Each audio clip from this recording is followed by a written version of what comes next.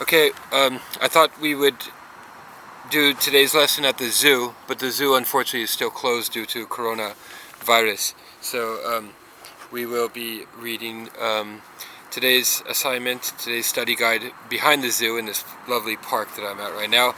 And we can hear from time to time the monkeys crying in the distance, which is very appropriate, seeing that crying monkeys in the mountains is a famous poetic motif that comes from classical Chinese poetry and finds its way into Japanese poetry quite a bit. Okay, so today we're doing an introduction to Japanese poetry.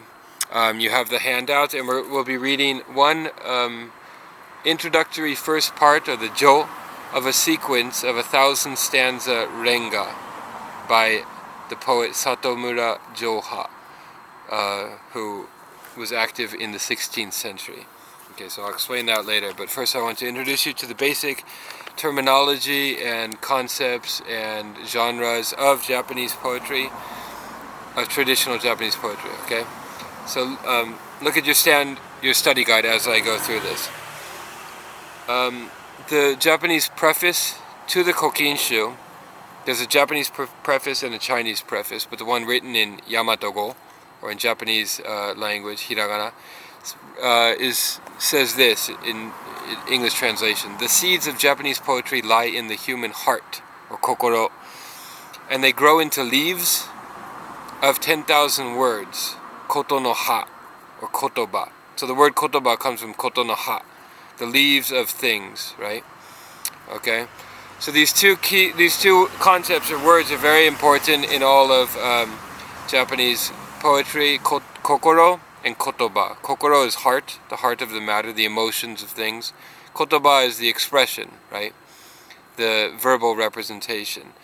And poetry distinguishes itself by which of these two it gives greater emphasis to, right? Some works of poetry place more of an emphasis on kokoro. Others place more of an emphasis on words. Okay, so the sample that we'll be reading today, you can ask yourself, does it put more of an emphasis on the linguistic expression or on the felt emotions of the poet, or poets in this case?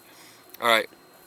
Kokoro means heart, mind, or spirit, the human capacity to be affected and to understand. Kotoba, by contrast, means the words, the languages, the signs, the techniques, the human capacity to make known to others what has been gained by the kokoro.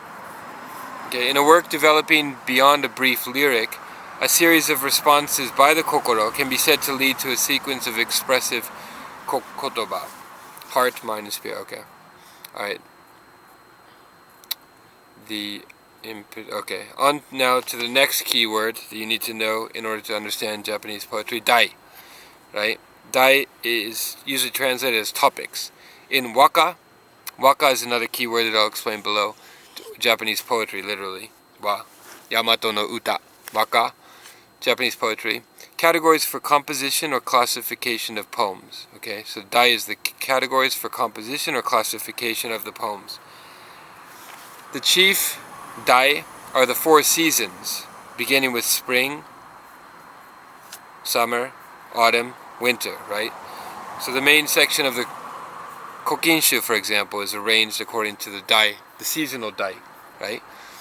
The next important dai is love, or koi, right? So there'll be sections that are arranged by this dai. There'll be a sequence of poems about koi. Waka collections usually include other topics as well: travel, tabi; laments, aisho, right? Elegies, or banka in Japanese; grievances, jukai; felicitations, or gana uta, is another classification. Buddhist-themed poems are called shakkyo. Shinto-themed poems are called jingi. Parting poems are called wakare no uta. Okay, so these are all on the list. You can look these up on the internet or in your other books to see what other connotations they have. But these are the major dai. Okay. Move. Now onto waka, which I just mentioned above. Waka, literally poems of Japan. Okay, sometimes it's translated, or it's synonymous in modern times with the word tanka, which just means short poem. Okay, but what is waka? Waka, in early Heian period, waka replaced kanshi, or Chinese poems. So when you see just all Chinese characters lined up together, that's a kanshi, which comes from China. So in the Heian period, the great classical pinnacle of classical Japanese culture, the Heian period, which was from basically 800 to 1200 AD. In the early Heian period, waka replaced kanshi as the dominant mode of poetry. Okay, and it remains the dominant mode of poetry throughout. And it morphs into other genres, but we'll discuss that in a bit. It consists of two parts, 575 and 77, right? So two sequences of a syllabic pattern of 575, followed by a syllabic pattern of 77, which we'll discuss below. Okay, what are the characteristics of waka? Lyric, moment, and physical. The lyrical moment and the physical world are always related to inner emotion, experience, and reality. Okay, so the world of nature, the world of human society, and so forth is never described objectively, but it's always filtered through this inner emotional experience, this inner reality. Okay, so the objective and the inner usually fused into one. That's one characteristic. Another, it emphasizes the fact that beauty, like life, is fleeting, is momentary, right? So we see the Buddhist influence come in this regard. Okay, this emphasis on mujokan, or the fleetingness of life, the ephemerality of life. Okay, another characteristic of waka is some things are kigo, right? Kigo is seasonal words, which I'll discuss below. So a lot of objects and things appear in waka, but not all of them are classified as kigo, or seasonal words that are specifically associated with certain seasons, certain of the, seasons. Others are not. For example, umi is not a kigo, right? Umi's the ocean or the sea appears in Japanese waka, but it's not a kigo. Whereas other certain flowers, for instance, or birds are associated with specific seasons. And waka also employs kake kotoba, which is one of the techniques that I will discuss below. Okay, another key word is stanza motif. Stanza is ku in Japanese, right? Haiku no ku. It's the ku of haiku, right? So stanzas usually have specified motifs, right? And there are 6 classifications or categories of motifs, right? And those are listed here. The first is living things, ikimono. Second is signs of persons. Third is growing things, things that grow. Fourth is night or radiance. Fifth is falling things, things that fall, and things that rise, rising things. And the 6th is peaks or water. Okay, so those are the 6 categories of motifs. So as you read each of the stanzas in this poetic sequence that you have, write next to each stanza which of these motifs it qualifies as, right? Okay, so signs of person. The second motif is signs of persons. For example, residences or clothes or things that humans create or do, right? Example of growing things, plants, trees, cultivation. Examples of falling things, rain, snow, dew, frost. And rising things, clouds, haze, mist, right? Smoke. Okay.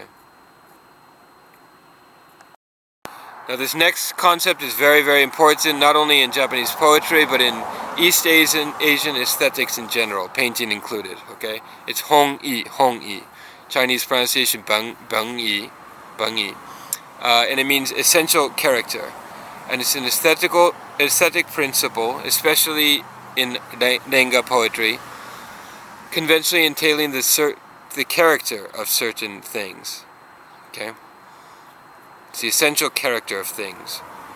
The codified version of an essential character of certain poetic topics such as koi, tabi, hana, tsuki, harusame, and so forth. Okay, these essential versions or characters are derived from Shinto. They're derived from annual court observances, from Chinese principles, from classical literary formations. Okay? And it's important to note that it's not the thing as it is, right? So when you say the hoi of koi, or the hoi of tabi, or the hoi of a flower, it's not the essential character of the thing as it is, but rather the thing as it has been conventionally interpreted or represented by previous poets and artists. That's the very important part, right? So the hoi of sakura, for example, of cherry blossoms, is not the scientific, objective essence of that thing.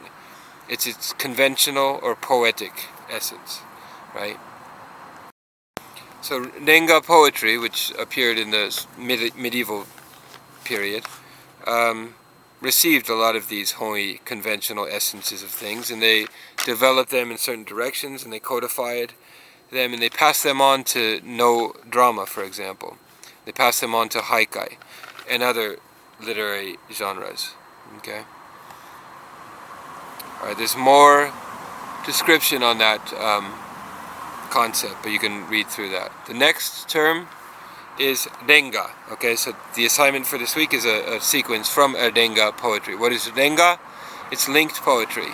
Renga developed from a pastime in the 12th century into a serious art. Okay, so Renga emerges from waka. Okay, it's a form of waka, but also emerges from previous classical waka. In effect, the successive kaminoku and shimonoku of waka were joined in a sequence so that each made an integral poetic unit with its predecessor, and therefore its successor, but without semantic connection with any other stanza in the sequence made of such all. The description goes on for quite a while, but it's basically linked poetry, chain poetry. Okay, stanza were classified by the topics, and the topics involved language and conception, and often conventional ideas of poetic essence, which I just mentioned above, the hoi. The sequence was also governed by a rhythm. Okay, so there's usually a rhythm to the sequence, and you might find a rhythm in the sequence that you'll be reading this week. Okay, and that rhythm is specifically the famous Jo-ha-kyu rhythm that characterizes much of Japanese art, from no drama to poetry, even to painting possibly. You find Jo-ha-kyu rhythmic pattern in much of classical Japanese art. Okay. Haikai, Renga, later adapted these canons of Renga poetry with somewhat greater freedom, which I'll discuss when I discuss haikai below. Okay, so here are two more important words in relation to Renga. Renga is usually divided into two types. Ushin Renga, okay, which literally means Renga that has heart. Okay, this is the older orthodox form of collaborative linked verse. Refined, it's more refined, and it literally means having sensibility or having emotion or having heart. And then on the other hand is Mushin Renga, okay, literally Renga without heart, Renga that is lacking heart. This is non-standard, playful, vulgar or common, and often used or practiced as a kind of diversion Renga, lacking sensibility. And it is this second type of Renga that developed into haikai Renga, which I'll just explain below. Okay, some more information about Renga collaborative verse. It's on your study guide, but I'll run through it very quickly here. Renga, collaborative poetry of two or more ku, or stanzas. Okay, and it typically is composed by 1 to 3 people. Okay, I guess you could do Renga by yourself, but usually they're done in groups. Pastime, as I mentioned above, emerged in the 12th century, later became serious art, and it's in sequences of kaminoku, which is the first stanza, the 5-7-5 stanza, followed by 7-7, a shimonoku. Okay, and then after the 7-7 syllabic patterned stanza, you have another 5-7-5, and then a 7-7 after that, and then a 5-7-5 after that, and so forth. Okay. The opening stanza is called the hokku. This hokku, opening stanza, sets the stage. It must include a kigo, or a seasonal word, and it must include a kireji, or a cutting word, which I'll explain below. The opening stanza became the basis for modern poetry for haiku in the modern period. Okay, so they were called hokku, and they were seen in terms of the entire sequence for all throughout the tradition. But in the modern period, hokku became independent, right? And they took on the name haiku. Okay, so whenever you hear people talking about haiku, remember that it comes from this tradition of sequence verse. Okay, the second stanza in the sequence is the 7-7 waki. It's called the waki. And it's usually written by the leader of the group, or the host of the party, right? The host of the... Okay, I'm just going to run through this. You might not be able to follow all this, but do your best to understand what I'm saying here. Some of it's pretty detailed. Second stanza, as I mentioned, is the waki, in 7-7, usually written by the host of the party. The third stanza is called the daisanku, and it must end in a renyoke rather. Okay, so the grammatical, so it's incomplete at the end. It ends in, for example, a te, right? Okay, the last line of the entire sequence is called the ageku. Okay, all the other stanzas in the poetic sequence are called the hiraku. Okay, the most famous Renga poets, who are they? Sogi, who lived and was active in the 15th century. Matsuo Basho, but he's more Heikai Renga, which I'll discuss below. Okay, the earliest Renga, where does Renga begin? Okay, I mentioned that it comes to fruition, it culminates in the 12th century, but its origins can be traced much earlier to an earlier period. It appears, poem exchanges appear as far back as the 8th century in the Manyoshu. Okay, so it existed throughout the Heian period, but it really comes into fruition in the 12th century, late 12th century. Okay, original Renga style is in the Shinko Kinshu, okay, which is compiled completed in 1205. There are two types of Renga, the two main types. There's several others, but the two major ones are the Hyakuin Renga, okay, which is 100 stanza linked poem. So it continues 5-7-5, followed by 7-7, followed by 5-7-5, followed by 7-7, and so forth for 100 stanzas, with 2 7-7 lines at the very end. And it uses only standard uta kotoba words. Okay. The other major form is the kasen. Okay.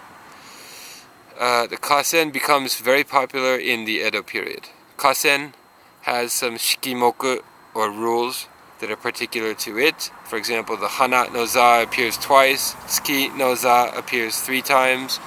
It allows more humor and wit than the hyakuin renga. Okay, and this was a favorite with Matsuo Basho, for example. Okay. First stanza of Renga, change the hokku, I said that already. Okay, so Renga enjoys 700 years of popularity. So it's popular all through the late antiquity, all the way through the medieval period, through the early modern period of the Edo period, and it basically dies in the modern period. So people stopped writing collective forms of poetry, and you see the rise of the individual, and the famous Meiji Era poet of Japan, Masaoka Shiki, famously said, Renga wa bungaku ni arazu. Okay, Renga, or linked sequence, collectively composed poetry, is not bungaku. Okay, so the modern Japanese basically turned against this long tradition, and this collective spirit was crushed by modernity, by ideas of authorship, the idea of the autonomous work of art, right, by the individual expression and so forth.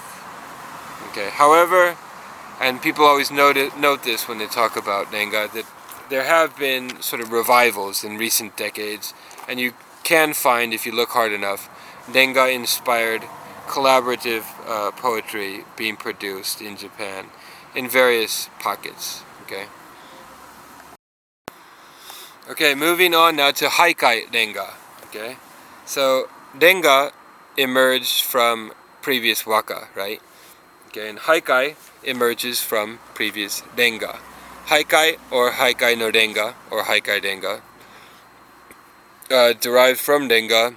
How is it different from previous Renga? It embraced the vulgar. It embraced the common. It parodies old orthodox forms. It incorporates humor. It's ironic. It's characterized by a rough Heikai spirit, it's often called. It combines disparate elements. So whereas in previous elegant or refined Renga, you would only talk about elegant things, in Heikai, you combine the high and the low, right? You find the high in the low. You find the low, well, you don't find the low. You raise the low to the high, right? You superimpose onto the old forms contemporary reality. So a fusion of contemporary quotidian, sometimes vulgar or humorous reality with the high tradition of the past, right? You include commoners or commoner sort of things that are important to common people in the works. You inject vulgar humor into elegant old forms, right? And Heikai Renga comes from the Mushin style, right? But it still incorporates Ushin aspects, which I mentioned earlier. These two key terms of Mushin and Ushin, all right? Shinku and Soku, I'll discuss those below. Okay, Henka and Atarashimi become important concepts, right? So you don't just repeat through the use of Honkadori, old themes, but you change it, you alter it through Henka, right? Through Atarashimi, through this innovation. Okay, Shiko and Sekai are also two very important terms that I need to introduce at some point. I don't know if I'll do it here. If I don't, I'll do it elsewhere in another video. Okay. But Henka, Atarashimi are important concepts, this introduction of surprise and a new context and juxtaposition in the tsukeku, right? So the hokku, or the first sequence, the first stanza of a Heikai sequence might be very serious and lofty and elegant. And then the tsukeku, the second stanza, will inject some kind of new or startling surprise into that, okay? So those are some of the characteristics of Heikai, okay? And I mentioned the kasen above, kasen as one of the important sort of subgenres of Renga linked verse, and I already discussed that, so we don't need to go into that here. But kasen, just very briefly, kasen has 36 stanzas in all. Okay, the jo, it's divided into three major sections: the jo, the ha, and the kyu, which I mentioned above. The jo is the introduction, verses 1 to 6. Okay, stanzas 1 to 6 are the jo.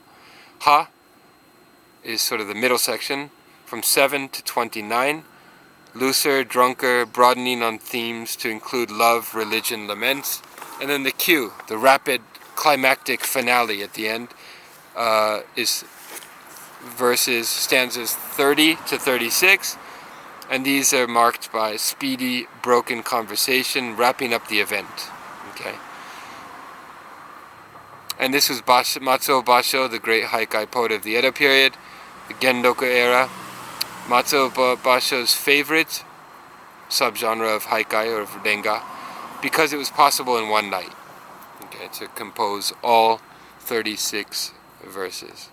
Okay, moving on now to kakari, another very important word here. Okay, kakari basically means connection, right? The connection between stanzas, right? The ongoing sort of narrative connections between the parts and the whole and so forth. Okay, so Renga and Heikai vary in length.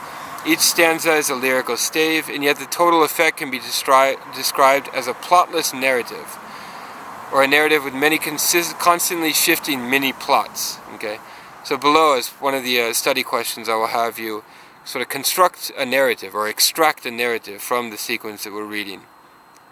Okay, in joining a new stanza to one written above, a poet uses the old stanza to one written before, and a poet used the old stanza as part of the new one.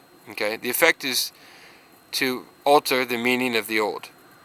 We must consider each as a fresh view of its predecessor, which it completes. Okay, so each stanza completes the one that's above it, or to the right of it. And we must consider it also as the basis of the next stanza, which is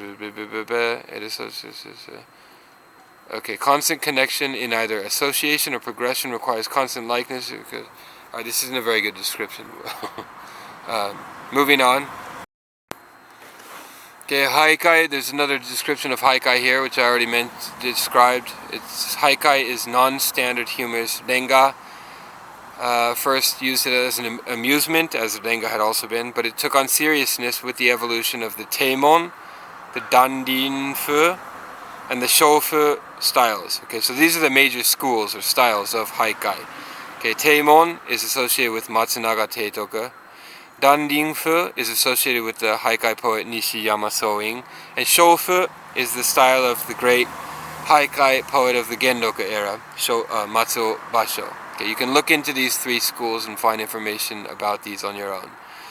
Okay, and haiku, the word abbreviation of haikai no ku, hoku, a term seldom found in classical literature, although hoku increasingly become independent and are increasingly composed in ways similar.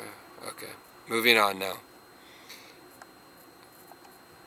Okay, the Ise Monogatari is only indirectly related to the today's assignment, so I won't read the whole thing. I'll just briefly mention that it's an early Heian Uta Monogatari. So stories composed of waka, right? Stories that include waka inside of them. In the usual text, there are 125 incidents involving 209 poems of varying but brief length. Okay, 125 incidents. At the center is a figure presumed to be modeled on Ariwara Narihira. Okay, the great lover, the great court poets of the early Heian period. Okay, many of his poems are used in this collection. Okay, 125 yes, central protagonist. Okay.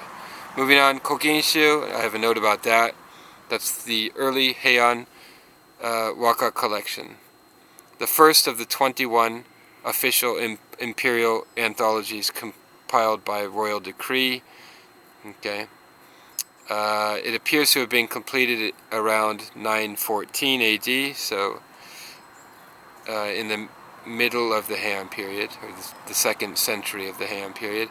And the compilers were Ki no Tsurayuki, whose quotation I mentioned at the very start of this video, and several others, and they chose in all 1,111 poems to be included in the anthology.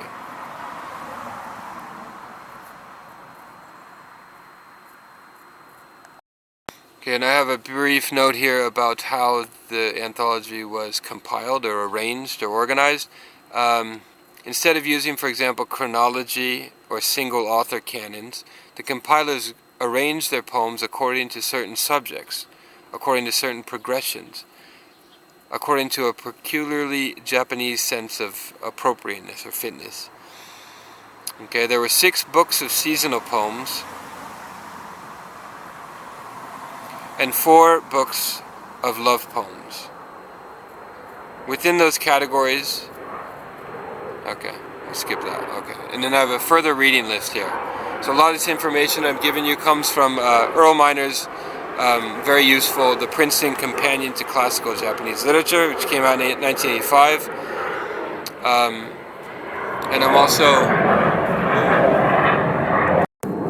Okay, I should note that Miner's work is somewhat dated, right? I'm also drawing from the work of Columbia University professor of Japanese literature, Haruo Shirane, and his writings on haikai, on Japanese poetry, and so forth. Okay, now on to the study questions, finally. Okay, I'm going to run through these very quickly. I think there are 18 questions in all. The first few are fairly straightforward and simple, and they get progressively difficult as I go through them. Alright, first question, can you locate in the sequence that we read a simile or a metaphor? Actually, before I go through the study questions, I'm going to read the sequence, okay? The whole thing, from beginning to end. Okay, it's not very long, so bear with me. Semete sawa, wasure gatami no hana mo ga na, tsumu ni sumire no tsuyu moroki sode, kururu no kochou mo yadori sadamarade, tori no naku ne ya haru shita uran, seki no tono yama no ha kasumu yowa no tsuki, ato no oku shimo wakare ki ni kedi, honoka ni mo ukaberu oki no ama obune, ochiba wa mizu no hayakawa no sue. Okay, the translation is provided there, so you can read that on your own and answer these questions as you read the work. Okay, can you locate any similes or any metaphors in the poem, in the sequence? And there are several. Okay, what do they stand for? What do they symbolize? Explain. Number 2.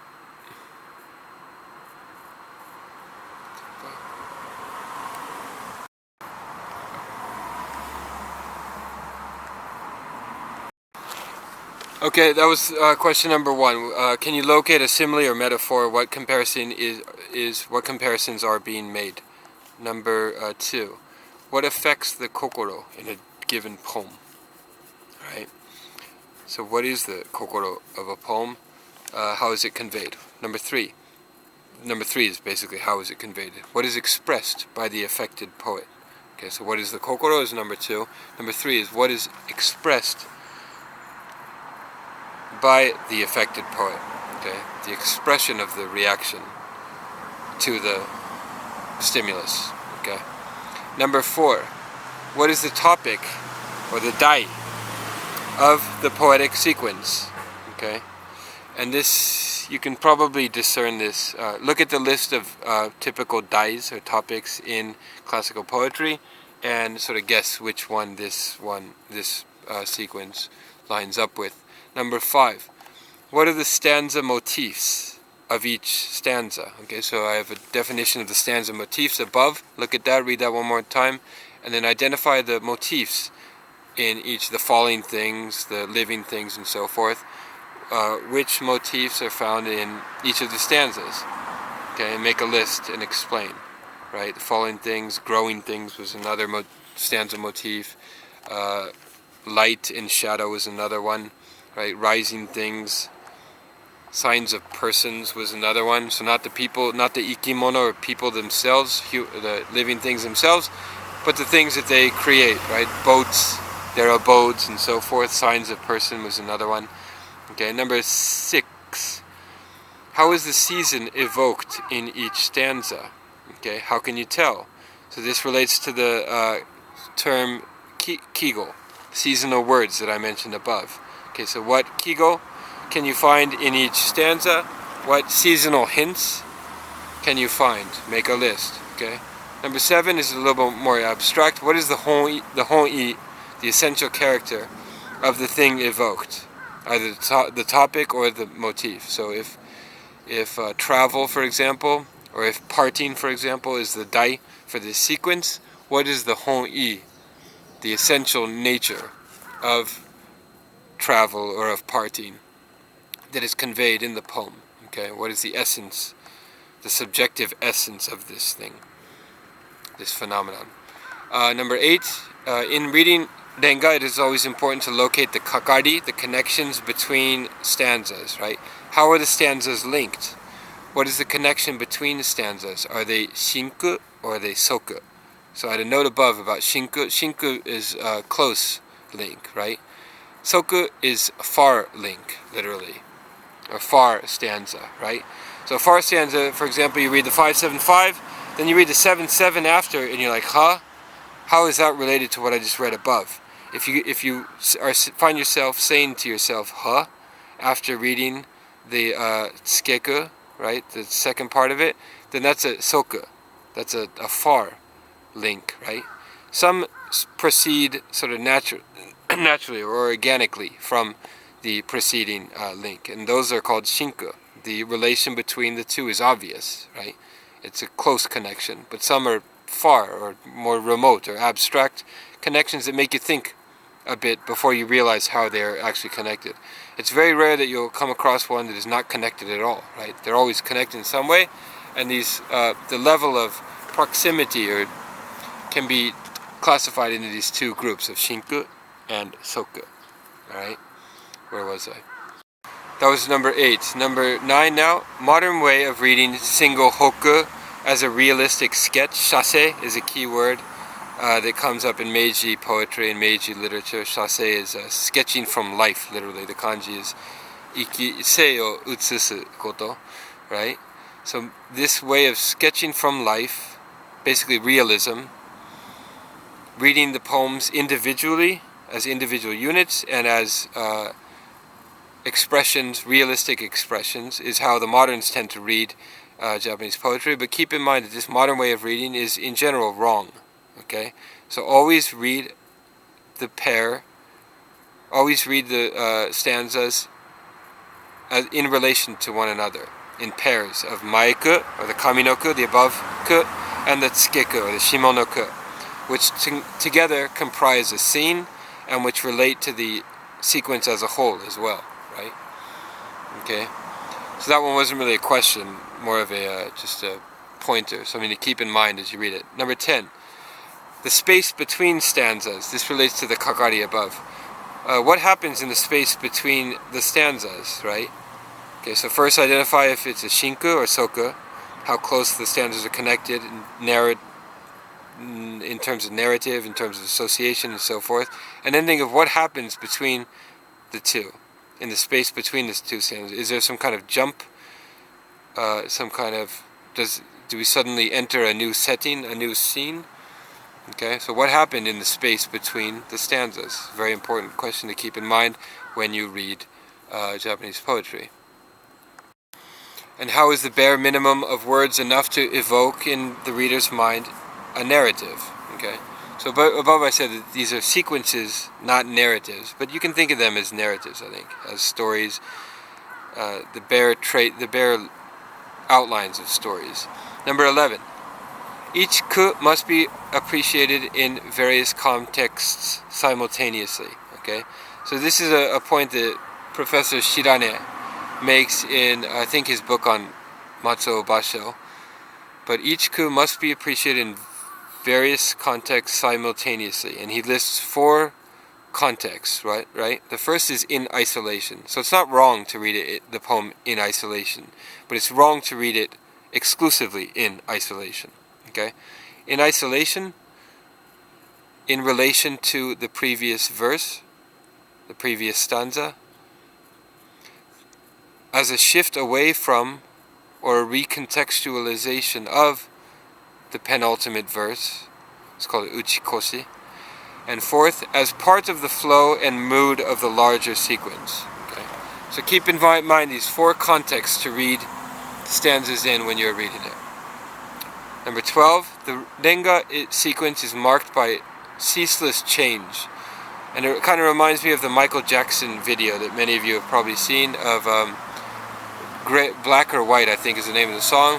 And the faces appear and they morph into the next face. And then a woman's face will morph into the next face. And you have this long sequence that becomes a kind of narrative almost of faces morphing into the next face, right?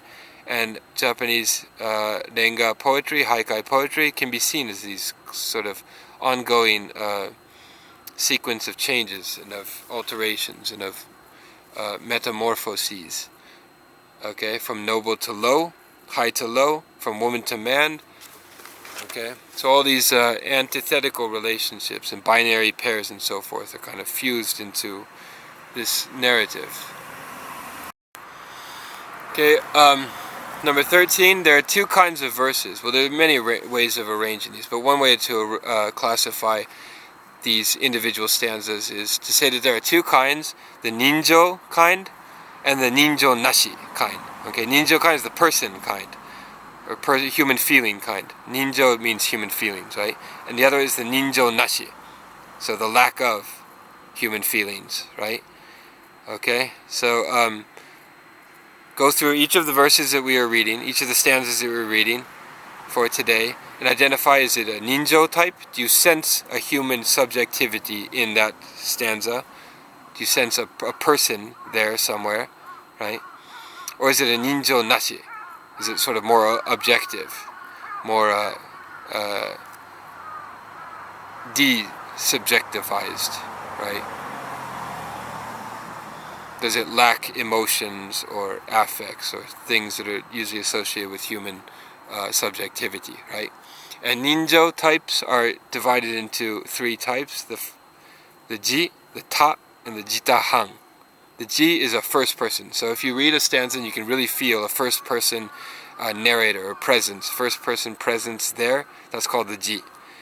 A ta is a third person one. So it's kind of like the person can be felt inside of the stanza. He's there, or he or she is there somewhere, but they're not directly involved in the world that they're describing. They're kind of extra diegetic, right? They're standing outside the story. And then there's a combination of the ji and the ta. It's kind of a mix of the two. Okay. Number 14. Number 14 takes us back to this term, the kakari, or the connections, right? The great haikai poet Matsuo Basho, who was active and lived in the 17th century, came up with three kinds of kakari, or verse connections. Okay? Kotobazuke, kokorozuke, and nyoizuke. Kotobazuke is word connections, right? Engo, the use of engo, or associative words. The use of yoriai, or lexical connections. Okay, so the connection between stanzas is made linguistically, through language, right? That's one. The second is kokorozuke. So the connections between stanzas, the kakari between stanzas, are made through content, right? Through narrative, for example. Through a cause and effect relationship, for example. Through scenic connections, for example. Okay, that's kokorozuke. And the third is the nyoizuke. I think he thought this was the most difficult and the most important, or the most refined of the three connections. And this is the scent connection. Okay, this is kind of montage-like. Connotative connections, atmosphere connections, feeling, a general feeling, or overtones, yoin connections. Non-contiguous parallels, or a resonation, kind of an ambiguous resonation with the previous verse. Okay, so it's not causal, it's not directly linguistically related, but there's kind of a lingering association with the previous stanza. That's called the nyoizuke. Okay, and we should also note that the meaning of any one thing is contingent upon what surrounds it. Okay, this is just a general point that kind of resonates with Buddhist thought too, right? The meaning of any one thing is always contingent upon what surrounds it. Its very existence is contingent upon what surrounds it, and we see that in Japanese poetry too. So try not to read a poem or a stanza exclusively as an independent unit. Okay, and the other note is the haikai. The purpose of haikai is to alter the meaning of older, staid, established forms. Okay. And the question for number 14 is, with Basho's three types of connections, types of kakari, zuke, in mind, what are the connections in the sequence that we read by Sato Mura? Okay, are these connections shinku, close links, or are they soku, distant connections? Identify which stanzas are shinku and which are soku. Okay, identify also which are kotobazuke, which are kokorozuke, and which are nyoizuke. How are they related? Okay. Number 15 now. Identify any kireji that you find in the work. Kireji is an important word. I have it written there. It's written with the kanji for cut, to cut. Okay, it's usually translated into English as cutting words. Okay. The kireji, why are they in stanza? They are there to give structural support to the verse. They divide the particular and the whole. Okay, when they're at the end, they provide closure. They draw reader back to the beginning, initiating a kind of circular pattern. When they're in the middle of a stanza, they serve as a kind of pause that cuts the verse into two independent thoughts, giving emotional emphasis to preceding words. Okay, and there are 18 standard kireji in all. Okay, the big ones are ka and ya, kana and gana, mogana, zo, keri, and so forth. Okay, I have explanations of their meanings too, and their functions. Okay, so the question there is identify any kireji that appear in this sequence and tell me their function and their meanings. Number 16. Is there any juxtaposition? Okay, this relates to the kireji. So kireji often serve to juxtapose one thing with another, one setting with another, one theme with another. Do you find any juxtaposition in the poems in this sequence? Does the kireji help to bring out that juxtaposition? Okay, number 17 is sabi. Sabi, wabi sabi. I'm sure you've all heard of this these important aesthetic concepts. Identify any instances of sabi that you find in this sequence. Okay, sabi is that famous medieval aesthetic of quiet, of meditative loneliness, and so forth. Number 18 relates back to kigo, the seasonal words that I talked about above. Identify and describe any kigo that appear in this sequence. Okay. Keep in mind too that kigo, the word was coined in 1908. So, actually, I don't know if that's true. I think it might. All right. Okay, so where are the autumn kigo in this sequence? Where are the spring kigo? Where are the summer kigo? And so forth. Fuyu has kigo as well too. Are there any in this sequence? Examples of autumn kigo: kabocha, moon, tsuki. Longer nights: kakashi, nashi, ringo, etc. Examples of spring kigo: hana or sakura, ume, kawazu, hibari, hinamatsuri.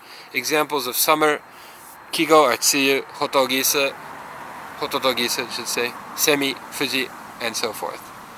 Okay, number 19. What kind of dramatic narrative personas are created in this sequence? Okay, this relates to the narrator. What humans do you sense behind each of these stanzas? How do these narrative personas shift and change perspective? Is there a consistent narrative voice or perspective? Okay, that's a pretty straightforward question. Number 20 now. Identify the ninjo verses and the ninjo nashi verses. We already talked about this. Skip this one. The same question as the one above. Number 20. This next one then is number 20. Can you identify any haikai go? Haikai words. Okay, and remember, haikai means non-standard, non-poetic, somewhat humorous, vernacular words in this poem, in this sequence, right? Remember that earlier Renga poetry did not have haikai go, right? It had only refined, aristocratic, lofty diction and vocabulary. But haikai makes use of vernacular words. What vernacular words can you find here? Do you find any kango words, so Chinese words? Typically in waka, traditional Japanese waka, kango were kind of frowned upon. You were supposed to write in pure Yamato language and not use kango. Do you find any kango here though? Okay, so haikai is more lenient toward Chinese words. So you'll have a word from the Taoist classic Zhuangzi, for example, thrown in there at some point. Okay. Number 15, do you find any ji amari in this sequence? Ji amari is when a ku has more syllables than it should have, right? So the normal syllabic pattern is 5-7-5 followed by 7-7. However, occasionally you get a 5-7-5 followed by a 7-8, right? That 7-8 ku or stanza then would be a ji amari. Do you find any ji amari here? Okay. The answer might be no, I can't remember. And next question, how is the meaning of one line transformed or altered by the new line, by the newly introduced context? Okay, so choose 2 maiku and tsukeku pairs and describe how the meaning of the maiku is transformed by the tsukeku. So you have a maiku, which you think means one thing, and then after reading the tsukeku that follows, you retrospectively assign new meaning to the previous maiku. Okay, so explain that dynamic, how that works, that operation in this sequence. The next one is identify and describe all literary allusions and references that appear here. What are the sources? Okay, why? What is the relationship or attitude between the new poem and the classical source? There might not be any allusions, but usually there are, right? And these allusions are usually to the classics. Okay, how are they used? Sometimes they're used parodically or humorously. Okay, what is the attitude toward that precursor text, right? Honka dori I should have had on the list of terms. I didn't have that there, but look up honka dori too if you can.